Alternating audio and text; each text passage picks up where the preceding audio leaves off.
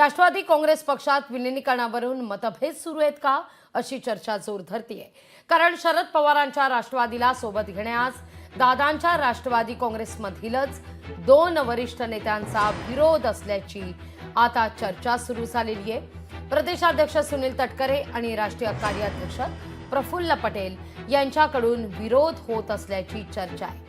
आगामी केंद्रीय मंत्रिमंडळ विस्तारात प्रफुल्ल पटेल यांना मंत्रिपदाची आशा आहे। मात्र सोबत शरद पवारांची राष्ट्रवादी आल्यास मंत्रिपदातून पटेलांचा पत्ता कट होण्याची भीती व्यक्त केली जाते। या सगळ्या संदर्भात काही वेळापूर्वी राष्ट्रवादी काँग्रेसचे प्रवक्ते सूरज चव्हाण यांनी प्रतिक्रिया दिलेली होती। ऐकूया आपण। राष्ट्रवादी काँग्रेस पक्षाकडे असा कुठलाही प्रस्ताव आलेला नाही, त्यामुळे ही जी काही चर्चा आहे ती फक्त माध्यमातली चर्चा आहे।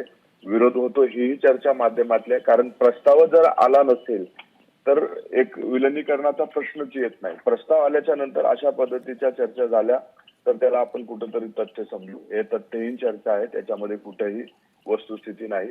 मला वाटतंय राष्ट्रवादी काँग्रेस पक्षामध्ये आता ज्या घडीनं अजितदादांच्या नेतृत्वात पक्ष प्रवेश होत आहेत, अनेक लोक येऊ इच्छित आहेत। कदाचित या गोष्टीमुळे अशा पद्धतीच्या चर्चा माध्यमामध्ये चालू झाल्या असतील असं आमचं मत आहे।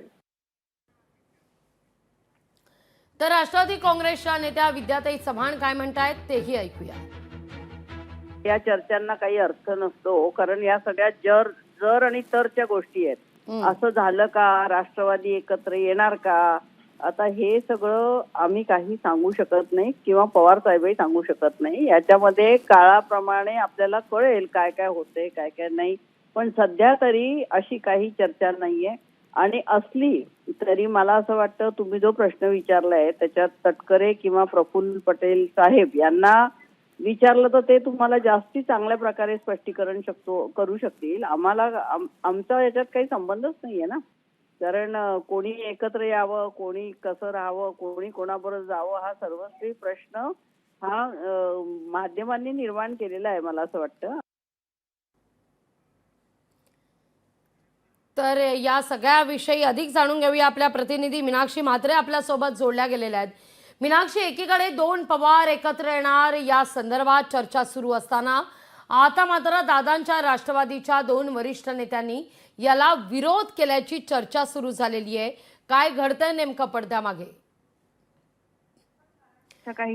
मीनाक्षी माफ करा, काही सेकंद तुम्हाला मी थांबवते, माफ करा। राष्ट्रवादी काँग्रेसच्या प्रवक्त्या सक्षणा सलगर आपल्या सोबत जोडल्या गेलेल्या आहेत। सक्षणाची काय पहिली प्रतिक्रिया या सगळ्या मुद्द्यावर?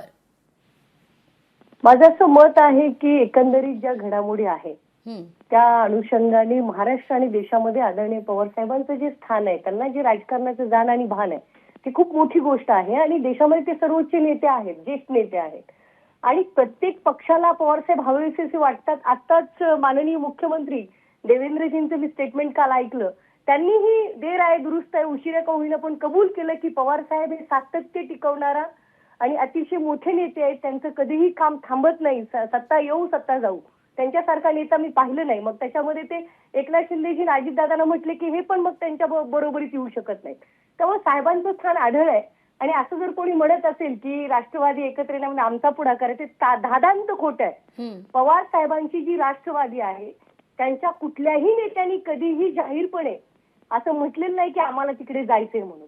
उलट त्याच पक्षाच्या चर्चा ते घडवून आणतात तिकडचे लोक, आणि मुद्दामून काहीतरी योगी मीडियाला खाद्य म्हणून बोलत असतात। त्यामुळे ह्या गोष्टींना काही महत्व नाही असं माझं मत आहे।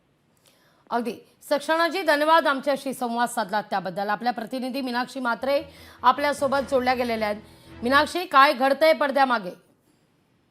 निश्चितच लागवी, कारण मागच्या काही दिवसांपासून आपण पाहतोय एकच चर्चा जी आहे की दोन्ही राष्ट्रवादी जे आहेत, पवार कुटुंब जे आहे ते एकत्र आहेतच, पण मात्र पक्षाबाबत जी काही चर्चा सुरू आहे हे आता आपण पाहतोय की विलिनीकरणाबाबतचा मतभेद जे आहे ते आता समोर येताना पाहायला मिळतंय। कारण शरद पवारांच्या राष्ट्रवादीला सोबत घेण्यासाठी राष्ट्रवादी काँग्रेस पक्षातील जे दोन वरिष्ठ नेते आहेत अजित पवारांच्या पक्षातील, यांच्यामध्ये आता मोठ्या प्रमाणात विरोध होताना पाहायला मिळतंय। खरं तर प्रदेशाध्यक्ष सुनील तटकरे आणि राष्ट्रीय कार्याध्यक्ष प्रफुल्ल पटेल यांच्याकडून हा विरोध होत असल्याचं म्हटलं जात आहे। खरं तर आपण पाहतोय की आगामी केंद्रीय मंत्रिमंडळामध्ये जो विस्तार आहे आणि त्याच्यामध्ये प्रफुल्ल पटेल यांना मंत्रिपदाची आशा आहे. पण मात्र सोबत जर शरद पवारांची राष्ट्रवादी आली तर मंत्रिपदातून प्रफुल्ल पटेल यांचा पत्ता जो आहे तो कट होण्याची भीती आहे. त्यामुळे एकीकडे विलिनीकरण झाला, जर जयंत पाटील यांना मंत्रिपद देण्याचा जर विचार झाला तर मग प्रदेशाध्यक्षपदासाठी अद्यापही संभ्रम जो आहे तो निर्माण होत असेल. पण मात्र एकीकडे आपण पाहतोय की राष्ट्रवादी पक्षाचे अध्यक्ष प्रदेशाध्यक्ष असतील, सुनील तटकरे असतील, जर जयंत पाटील यांना प्रदेशाध्यक्ष पद मिळणार तर मग सुनील तटकरेंच्या पदावरना जो टाच येऊ शकतो. त्यामुळेच विलिनीकरणाला तटकरेंचा देखील विरोध असल्याचं म्हटलं जात आहे. त्यामुळे विलिनीकरणाला राष्ट्रीय अध्यक्ष अजित पवार यांचं जर आपण मत पाहिलं तर त्यांची पसंती असल्याचं देखील सूत्रांकडनं माहिती मिळत आहे. त्यामुळे एकूणच ह्या सगळ्या चर्चा ज्या आहेत त्या रंगत आहेत. त्यामुळे येणाऱ्या काळामध्ये नेमकं काय होतं, कशा पद्धतीत या सगळ्या गोष्टी घडत असताना मात्र दोन्ही राष्ट्रवादी एकत्र येत असताना कोणाला मंत्रिपद जाऊ शकतं किंवा मग अगदी एकत्र येण्याच्या ज्या चर्चा आहेत त्याला आता कशा पद्धतीत पूर्णविराम मिळतो याकडेच आता सगळ्यांचं लक्ष लागलेलं आहे. निश्चित. मीनाक्षी, तुर्तास धन्यवाद तुम्ही दिलेल्या सविस्तर माहिती करता. लोकशाही मराठी ऐका, पहा, जागरूक रहा.